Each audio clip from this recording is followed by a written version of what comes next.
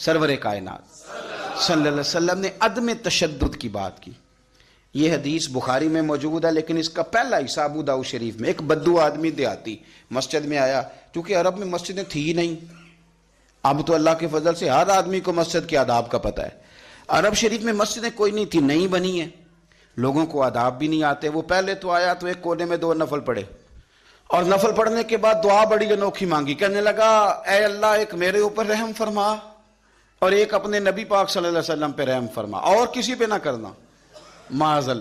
حضور مسکرائے، حضور فرمانے لگے رب کی اتنی وسیع رحمت تھی اور تو نے محدود کر دیا اسے، بس 2 پہ رحم فرما اور نہ کسی پہ فرما. اگرچہ شارحین کہتے ہیں یہ بھی اس کا پیار تھا کہ یا اللہ میرے اور نبی پاک کے بیچ کسی اور کو شامل نہ کرنا، یہ بھی پیار تھا. لیکن حضور نے فرمایا اللہ کی رحمت وسیع، ایسے محدود نہ کر. ایک کونے میں نماز پڑھی، دوسرے کونے میں جا کے پیشاب کرنے لگ گیا.